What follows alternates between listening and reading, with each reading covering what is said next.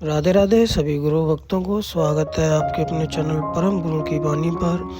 आज के सत्संग में श्री प्रेमानंद महाराज जी द्वारा हम सुनेंगे कि प्रभु की प्राप्ति इच्छा रहित करनी है तो क्या करना चाहिए। आओ यह बात सुनते हैं श्री प्रेमानंद महाराज जी द्वारा। जब भ्रमात्मक सुखों को सत्य मान करके उसे भोगने की इच्छा करता है, उसी इच्छा से वो फंस जाता है। जो मुक्त है कभी बंधा ही नहीं, बंधन का मुख्य हेतु इच्छा है। साधना का फल है इच्छा रहित हो जाना। किसी भी तरह की कोई भी इच्छा नहीं। जिसके हृदय में ना सद इच्छा है ना असद इच्छा है, वो जीवन मुक्त महापुरुष है। जिसके हृदय में सद इच्छा है वो साधक है। जिसके हृदय में असद इच्छाएं हैं वही विषयी संसारी पुरुष है। यद्यपि संसारी पुरुष भी स्वरूप से मुक्त है, पर वो इच्छा रखने के कारण जन्म मरण के चक्र को स्वाभाविक प्राप्त होता है। इसलिए उपासक इच्छाओं के त्याग के लिए सदैव बलवान बना रहे। कोई इच्छा नहीं। जथा लाभ संतोष सदा काहू सो कछु न चाहोगो। प्रभु से भी नहीं। सच्ची मानिए, प्रभु से भी कहने की आवश्यकता नहीं है।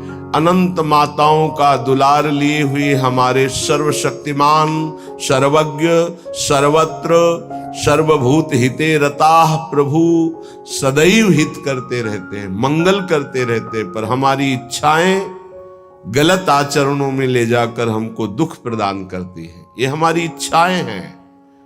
यदि हम इच्छा का त्याग कर दे तो प्रभु से भी इच्छा करने की आवश्यकता नहीं है। वो अपने आप योगक्षेमम वहाम्यहम, वो आप आगे से आगे व्यवस्था करते हैं। सत्य कहते हैं आवश्यकता बाद में होती है, व्यवस्था पहले हो जाती है।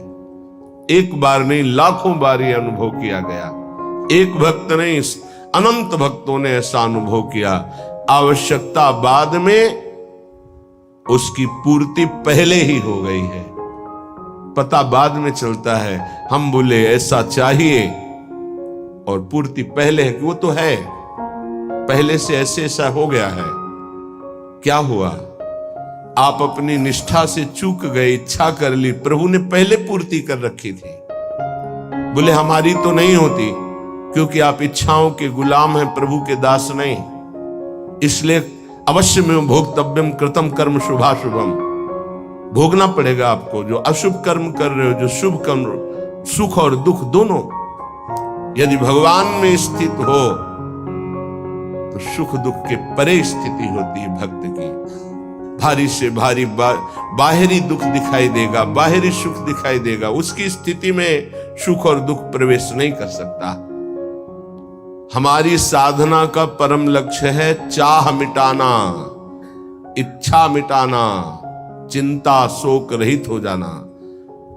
फिकर फारी फकनी करे ताको नाम फकीर। कोई इच्छा नहीं रह गई, सद की भी इच्छा नहीं। क्या स्थिति है? सद की भी चाह नहीं रह गई, असत की तो बात क्या। जो सद असत से परे प्रेम तत्व है, वो इच्छा रहित उपासक के हृदय में प्रकाशित होता है। जाहि न चाही कबहु कछु, तुम सन सहज सने। सहज प्रेम प्रभु से हो जाएगा। जैसे भी सहज प्रेम विषयों से, ऐसे प्रभु से हो जाएगा। बस इच्छा रहित हो जाओ। पूज्य श्री सद्गुरुदेव भगवान प्रथम, जिन्होंने इस मार्ग में अंगुली पकड़ के चलाना सिखाया। कोटि कोटि बलिहारी है श्री हरि की कि ऐसे सदगुरु मिलते गए जो आगे बढ़ाते गए। बचपन से ही उन्होंने यही शिक्षा दी, कभी कोई इच्छा मत करो, जैसे प्रभु रखे वैसे राजी रहो। और स्वयं में ऐसी दिनचर्या थी। 20 वर्ष से वो फलाहार करते थे। गांव में फलाहार में आलू और गुड़ के सिवा क्या है? गांव के किसान जो पैदा करते उसमें वो सेवा करते, कोई अंगूर फल सेव संतरा ऐसा।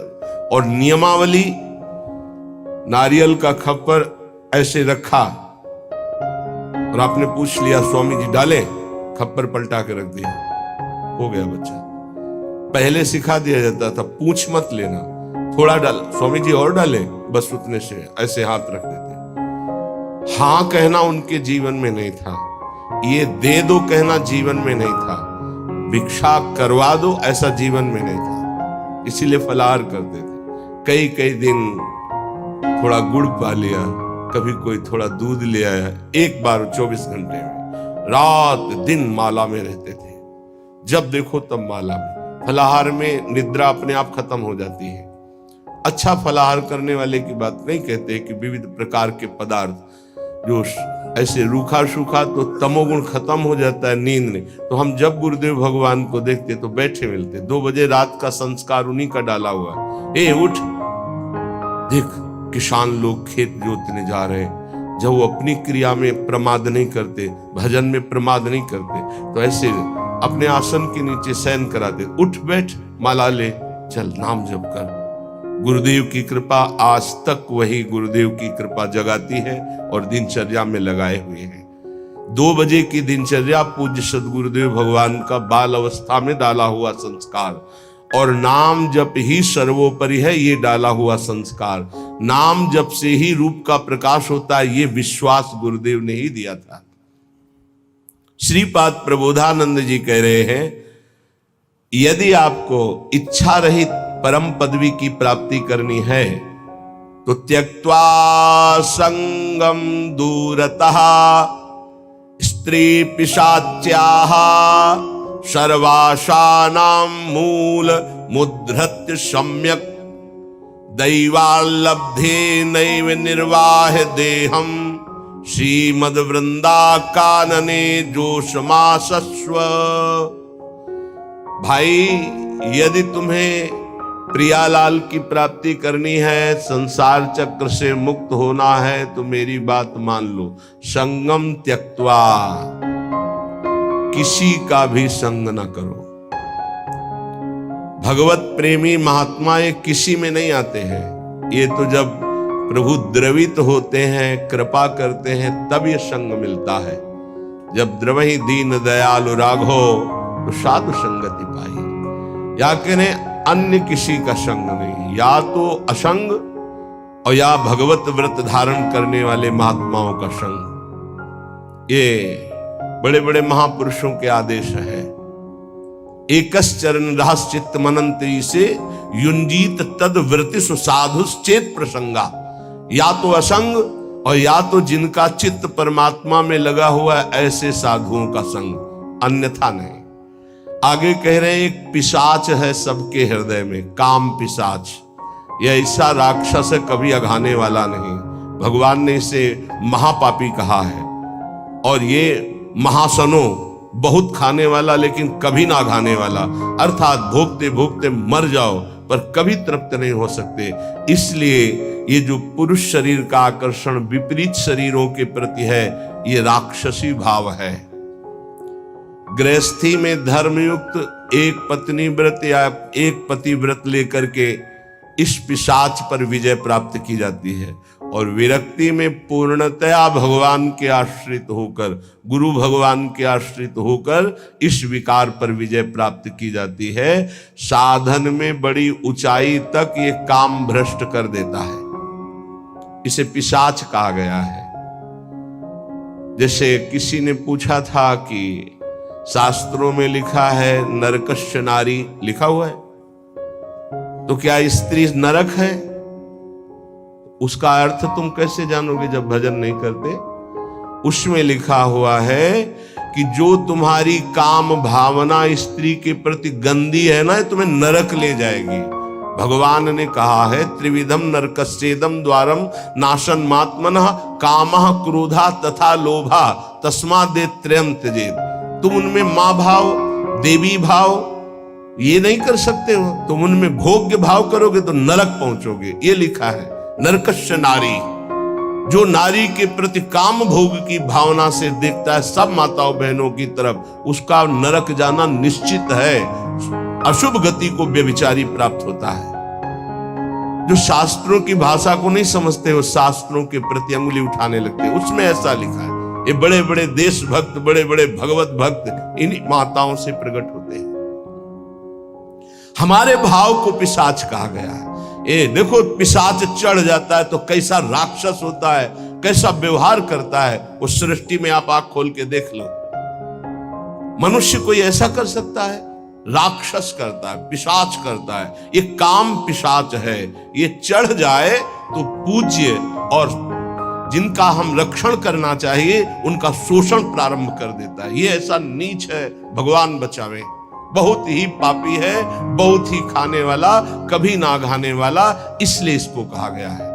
जहां कोई अर्थ भावना को नहीं समझ पाता है वहां शास्त्र पर अंगुली उठाता है। जैसे इस श्लोक को अगर साधारण शब्दों में लिया जाए और उसका उत्तर दिया, गलत हो जाएगा। संगम त्यक्त्वा स्त्री पिशाच्याः, इसका भाव है स्त्री के प्रति जो काम भाव तुम रखते हो पिशाच भाव है, तुम्हें राक्षस बना देगा। इसलिए भगवत प्रेमी महात्माओं का संग और असंग और विपरीत शरीरों के प्रति काम भाव का चिंतन ये तुम्हें राक्षस बना देगा। राक्षस जो अपनी ही केवल वासनाओं की पूर्ति चाहता है, वो जैसे भी हो उसे राक्षस कहते हैं।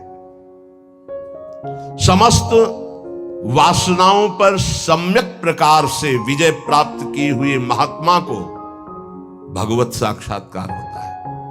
जिसे एक बार भगवत साक्षात्कार हो जाता है वो जिधर देखता है उधर वही दिखाई देते हैं।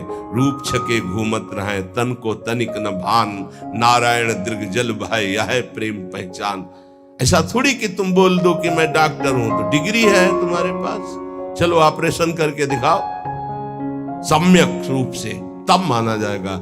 ऐसे ही तुम भगवत साक्षात्कार की हो तो काम क्रोध लोभ मोह मद मत्सर इनके विजेता होगे। मान अपमान निंदा स्तुति इनको समान समझने वाले होगे। तभी कह रहे सम्यक रूप से समस्त वासनाओं का मूलच्छेद करके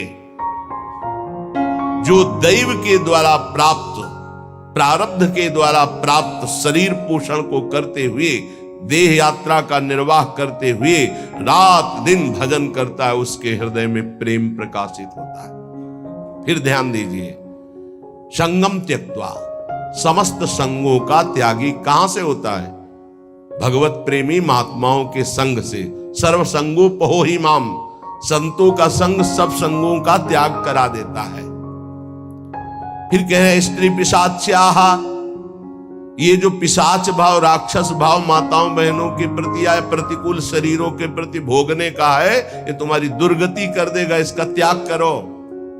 सम्यक रूप से समस्त वासनाओं का मूलच्छेद करके देह निर्वाह के लिए जो भगवत विधान से होता है उसको महलों में रखे चाहे झोपड़ी में वास दे, कोई इच्छा नहीं, ऐसी देह यात्रा का निर्वाह करते हुए वो महापुरुष भगवत साक्षात्कार के योग्य हो जाता है। उसके हृदय में प्रीति प्रकाशित हो जाती है। ना कुरु ना वद,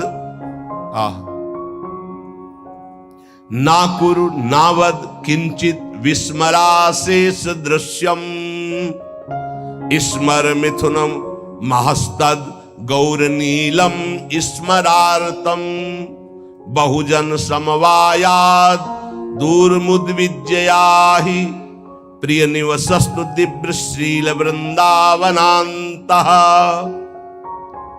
ऐसा कुछ मत कर कि तू फंस जाए। कितने कृपालु हैं हमारे गुरुजन महापुरुष, बड़े प्यार से कह रहे हैं कि तू अभी समझता नहीं। विषय चुगा जिन चुगे मन, चुगत कछुक सुख होए, फिर फांसी ऐसी लगे तेषम दुख न।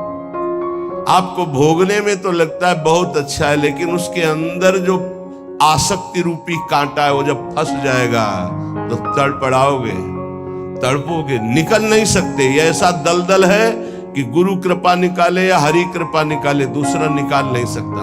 पक्का समझ लीजिए, जानते हुए भी कि ये गलत है, नहीं करना चाहिए आप वही करोगे।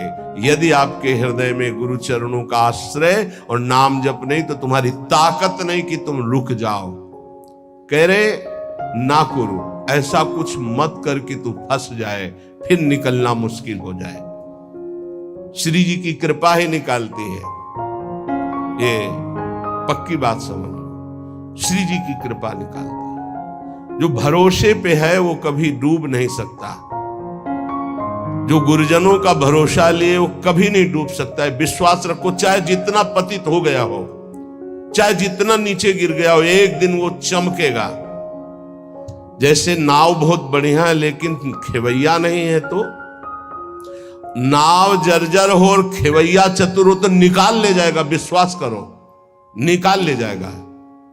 माना आप साधनहीन बहुत पतित हो लेकिन गुरुदेव का आश्रय ले लिया। बहुत बड़े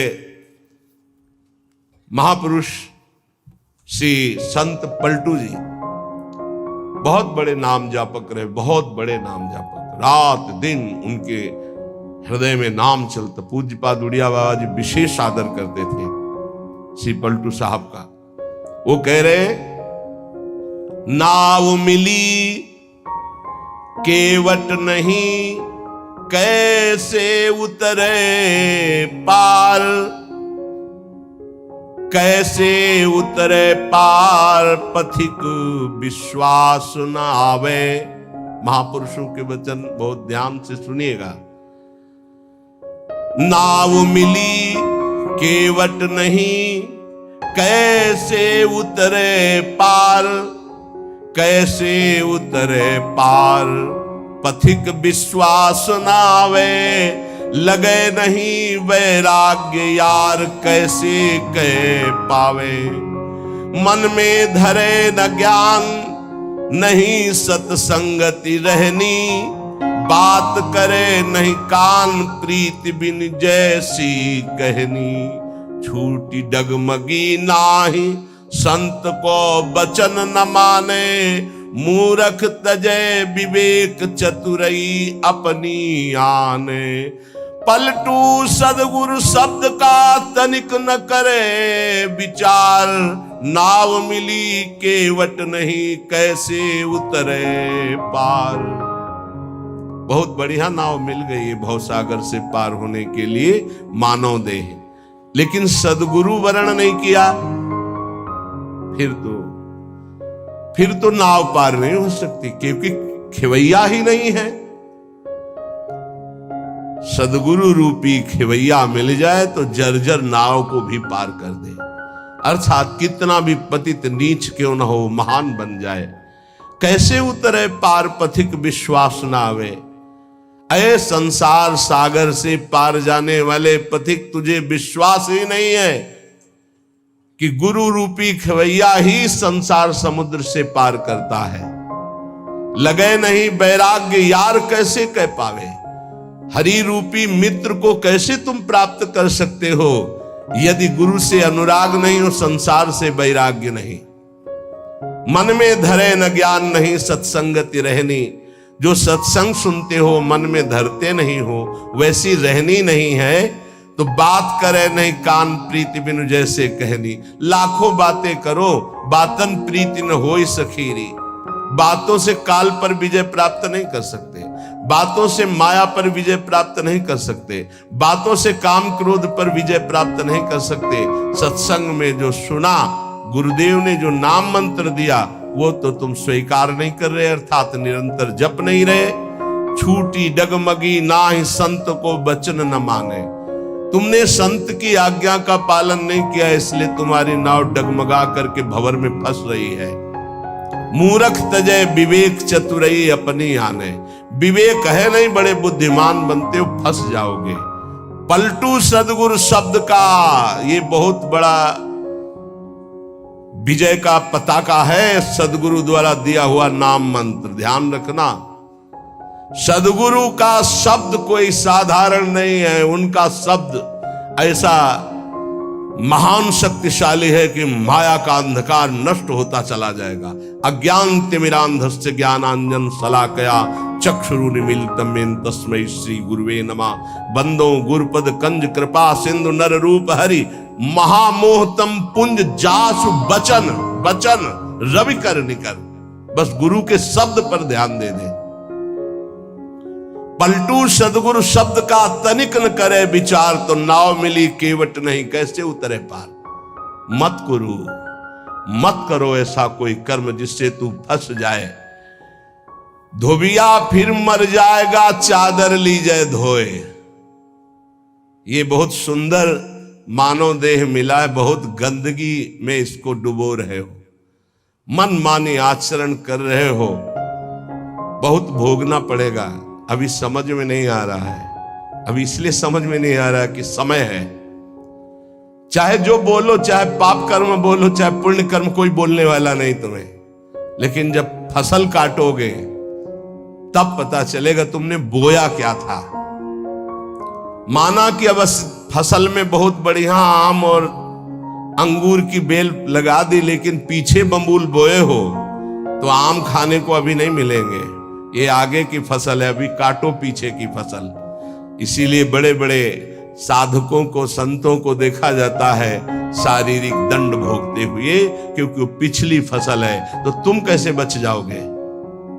तुम दान पुण्य करके बच जाओगे? नहीं, इसलिए अभी समय है, अभी समय है। धोबिया फिर मर जाएगा चादर लीजे धोए। डंके की चोट में कबीरदास जी कहते हैं, चदरिया झीनी रे झीनी, हमको जैसी दी थी वैसी की वैसी धरी दीनी, चदरिया झीनी रे झीनी। आज तक इस चादर को कभी गंदा दाग नहीं लगने दिया। हे हरि, जैसा दिया था वैसा वापस। चादर लीजे धोए, मैल है बहुत समानी, बहुत जन्मों से तुम्हारे मन में गंदगी भरी है। चल सदगुरु के घाट, भरा जा निर्मल पानी। इस मन तन बुद्धि, इनकी गंदगी कहां धोई जाती है? सदगुरु के दरबार में। चल सदगुरु के घाट, भरा जा निर्मल पानी। निर्मल पानी ज्ञान। ऐसा नहीं करना चाहिए, ऐसा करो, ऐसा नहीं करना चाहिए। अगर आप बात मान गए तो पुराने पाप भस्म हो जाएंगे, नया पाप बनेगा नहीं। और जिससे शरीर की रचना होगी उसे भोग लो, नाम जप करते हुए ऐसी सामर्थ्य आ जाएगी। चादर भई पुरानी, दिनों दिन बार न की जाए। देर मत कर, पता नहीं कब मर जाएगा, कब शरीर छूट जाएगा, कोई भरोसा नहीं, कोई भरोसा नहीं। रोज फूल लेने आते थे हितधाम, 2-3 दिन जब नहीं आए तो बगीचा था ना फूलों का, तो माली से पूछा कि वो दिखाई नहीं देते। तो उनका तो पधार गए। अरे इतने स्वस्थ एकदम तेजस्वी कैसे पधार गए? बोले दिल फेल हो गया। वो आसन में बैठे थे, श्री जी का प्रसाद ला रहे थे, प्रसाद सामने पहुंच नहीं पाया और वो पहुंच गए, शरीर छूट गया। बहुत हृदय में कि अरे इतनी स्वस्थ, इतनी कम अवस्था। चादर भई पुरानी, दिनों दिन बार न कीजिए, देर मत कीजिए, धो डालिए, पता नहीं कब छूट जाए शरीर। कैसे? सत्संगत में सौंद ज्ञान का साबुन दीजिए, छूटे कलमल दाग नाम का कलप लगावे। चलिए चादर ओढ़ बहुर नहीं भव जल आवे। पलटू ऐसा कीजिए मन नहीं मैला होए, धोबिया फिर मर जाएगा चादर लीजिए धोए। क्या बात, क्या महापुरुषों की बात। सत्संग रूपी साबुन लगाकर मन के मैल को मिटा दो। जो सत्संग में सुन रहे हो, जो गुरुदेव ने नाम दिया है, वो तुम्हें निर्मल कर देगा जितना अधिक जपोगे। अगर नाम जप नहीं किया, सत्संग की बातें जीवन में नहीं उतारी, ये गंदगी छूटने वाली नहीं। कोई त्रिभुवन में ऐसा साबुन नहीं बना कि तुम्हारे मन को साफ कर सके। वो केवल गुरु प्रदत्त नाम और सत्संग। दीपक बारा नाम का महल भया उजियार। ये देखो, महल भया उजियार, नाम का तेज विराजा।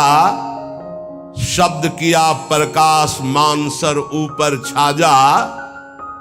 दसो दिशा भई शुद्ध बुद्ध भई निर्मल साची, छूटी कुमति की गांठ सुमति परगट होए नाची।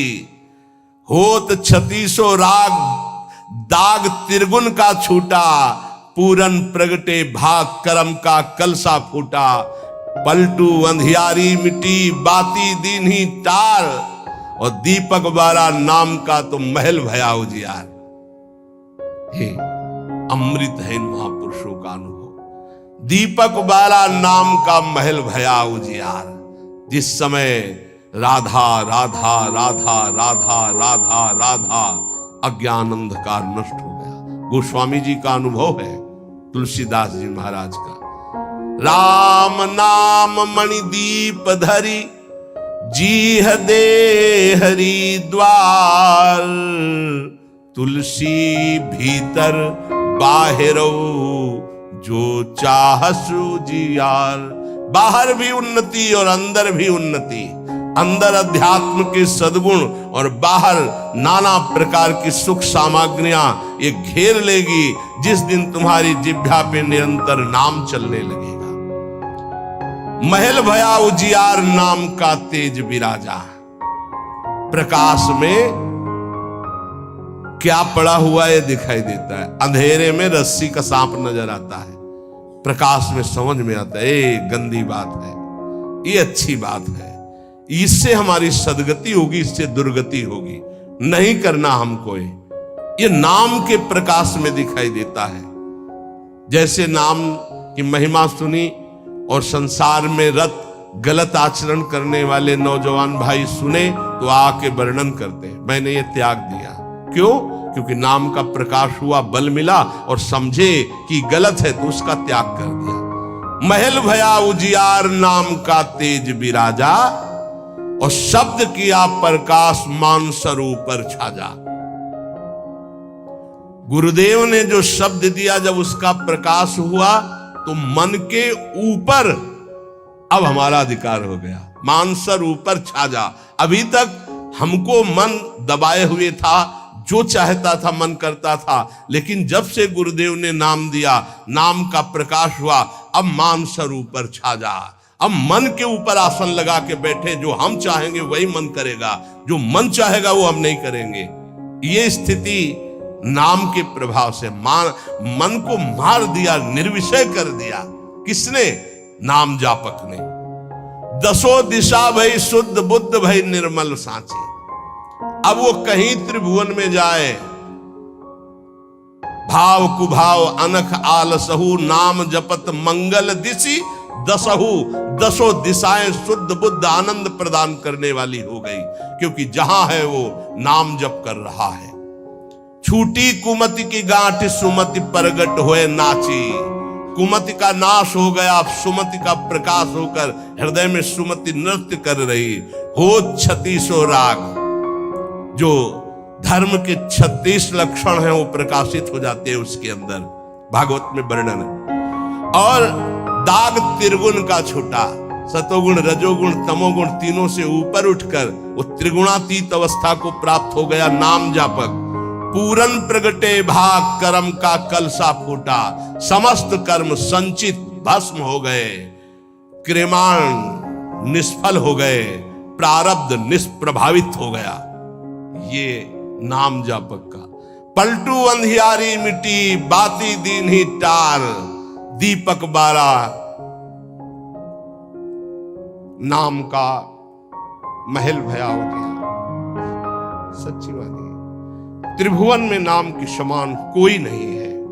विश्वास कर लोगे पार हो जाओगे, भटकने की जरूरत नहीं। बस राधा राधा राधा, सब ज्ञान विज्ञान हृदय में प्रकाशित हो जाएगा।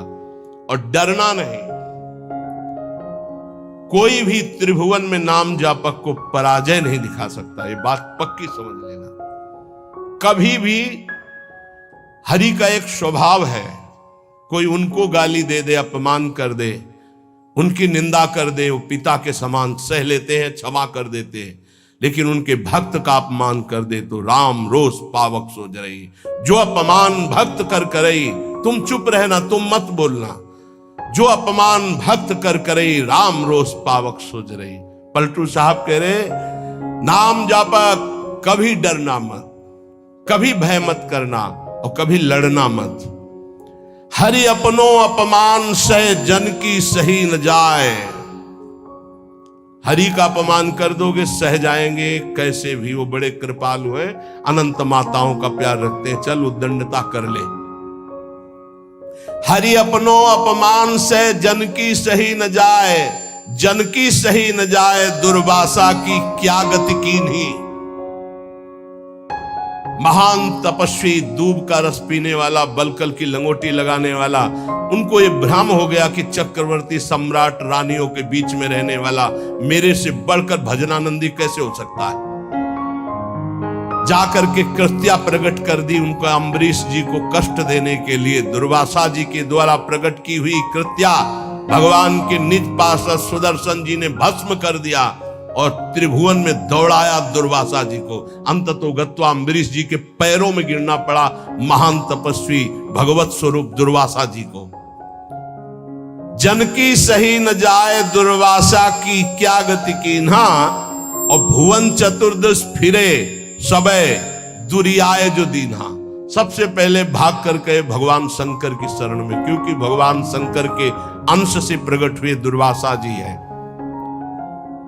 भगवान शंकर ने कहा मैं हरि का द्रोह करने वाले को तो विचार पूर्वक रास्ता बता सकता हूं, लेकिन हरिदास का, भगवान के भक्त का द्रोह कर दे, ये मेरी सामर्थ्य नहीं कि मैं इस समय सुदर्शन को प्रार्थना करके रोक सकूं या तुम्हें कैलाश में रख सकूं। तुरंत यहां से निकलो। सबे दुरियाए जो दीन्हा, ब्रह्मा जी के पास गए। ब्रह्मा जी ने कहा तत्काल निकलो, नहीं सुदर्शन चक्र का अनर्थ कर देगा ब्रह्मलोक में। हरि के पास गए और कहा आपका एक व्रत है कि मेरी शरण में चाहे जितना बड़ा अपराधी आ जाए मैं कभी त्यागता नहीं हूं। तो भगवान ने कहा अपराधी कितना भी बड़ा चराचर जगत का हो मैं उसे शरण दे सकता हूं, लेकिन मेरे भक्त का अपराधी, उसके लिए कोई गुंजाइश नहीं। अब ये सुदर्शन मेरी आज्ञा में नहीं है। अगर अम्बरीश जी कह देंगे तो ये सुदर्शन शांत हो सकता, अन्यथा नहीं। भाग के अम्बरीश जी के ही चरणों में आना पड़ा। पाही पाई करी परे जबे हरि चरणन जाई, तब हरि दीनी जवाब मोर बस नाही गुसाई। मोर द्रोह करी बचे, करो जन द्रोहक नासा, माफ करे अम्बरीश बचोगे तबई दुर्वासा। मेरा अपराध कर दे तो मैं क्षमा कर सकता हूं, भक्त का अपराध कर दे तो नहीं। इसलिए जाओ, अगर अम्बरीश जी क्षमा करें तो क्षमा हो सकती है। तो पलटू द्रोही संत कर तिन्हे सुदर्शन खाए, हरि अपनो अपमान से जन की सही न जाए। इसलिए निर्भय निश्चिंत होकर के निरंतर नाम जप करो। श्रीपाद प्रबोधानंद जी कह रहे मत करो, ऐसा कोई कर्म मत कर जिससे तेरी दुर्गति हो जाए। नावद, ऐसी कोई बात मत बोल जिससे तेरे को अपराध लग जाए। ये वाणी है अमोल, बहुत विचार पूर्वक बोलना चाहिए। विस्मराशेष दृश्यम, भगवत प्राप्ति का स्वरूप है कि संसार और शरीर की याद न रह जाए। क्या कर, स्मर मिथुन महस्तत गौर नीलम स्मरार्थम। जिनका स्मरण करना परम मंगलमय है, ऐसे श्यामा श्याम गौर श्याम जोड़ी का स्मरण कर। संसार के संपूर्ण भोगों का विस्मरण हो जाए। कुछ मत बोल अपराध करने वाली बात, कुछ मत कर अपराध करने वाली क्रियाएं। सदैव गौर श्याम प्रिया प्रीतम का स्मरण कर। बहुजन समवायाद दूर मुद विजयाही, बहुत लोगों से मिलना छोड़ दे। साधक को, जिसको भगवत प्राप्ति करनी हो, ये प्रपंच कभी ना पाले, ये प्रचार प्रसार के चक्कर में ना पड़े, प्रवचन के चक्कर में ना पड़े। हमारी प्रार्थना मान लेना, भगत के चक्कर में ना पड़े, पहले भगवान के चक्कर में पड़े। पहले भगवान के चक्कर में पड़कर माया चक्कर से मुक्त हो, फिर भगवान जो करवावे उनकी इच्छा की बात है। उपासक बिल्कुल सावधान रहे, तब तक मौन का आश्रय ले जब तक भगवत प्राप्ति न हो जाए। किसी के पास बैठने की बिल्कुल जरूरत नहीं है। चार उपासक बैठकर परस्पर बोधयंतः, भगवत चर्चा कर लो, वो बात ठीक है, लेकिन दूसरे को उपदेश देने की गलती मत करना, नहीं तो फंस जाओगे। उपदेश देने की सामर्थ्य गुरुदेव जब आज्ञा करते हैं और वो भगवत प्राप्त हो जाता है तब, अन्यथा नहीं। अन्यथा तो जो तुम उपदेश करोगे वही तुम्हारे में प्रश्न आ जाएगा, फेल हो जाओगे। कह रहे बहुजन समवायाद दूर मुदविज्जयाहि, बहुत लोगों से मिलना जुलना, उनको उपदेश करना बंद कर दे साधक। भगवत प्राप्ति करने के लिए पहले मौन का आश्रय लेकर अपने को बिल्कुल किसी काम का साबित ना होने दे। बिल्कुल अक्षर अक्षर समझ लो, अपने को महान साबित मत करो, महान होते हुए भी अपने को अगला पगला साबित करो। चोरी चोरी चुपचाप निकल जाओ, कोई जान न पावे तुम्हारे पास भजन रूपी धन है, और भगवान को प्राप्त कर लो। फिर वो जब प्रकाशित करेंगे, फिर कोई तुम्हें परास्त नहीं कर सकता। बिस्तरे सब जग विमल कीरति, साधु संगति ना टरे। दूर मुदविज्य, दूर रहो इस समाज से। ये महापुरुषों के आदेश है, उनको समझो। दूर रहो, क्यों कह रहे हैं? क्योंकि अभी राग मिटा नहीं, आसक्ति मिटी नहीं, फिसल जाओगे, वहीं पहुंच जाओगे। जो छोड़ने के लिए निकले थे उसी में रम जाओगे। अपने चित्त को चित्तचोर प्रभु के चरणों में निरंतर चिंतन में लगाने के लिए बहुजन समवायाद दूर मुदविज्जयाहि, बहुत समाज से मिलना जुलना, उपदेश करना, सब बंद कर दे साधक।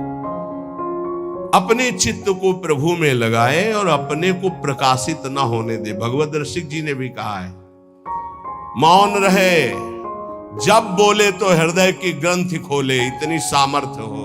हृदय का परिवर्तन कर दे, जिसके सामने बोले उसका जीवन परिवर्तित हो जाए। ये सिद्धों में होता है, क्योंकि वो उसी में रमण करते हैं। इसलिए हे प्रिय प्रिय निवसतु दिव्य श्रील वृंदावनांतः, अपराकृत चिदानंद में वृंदावन में प्रवेश पाने के लिए प्रगट वृंदावन का आश्रय ले लो।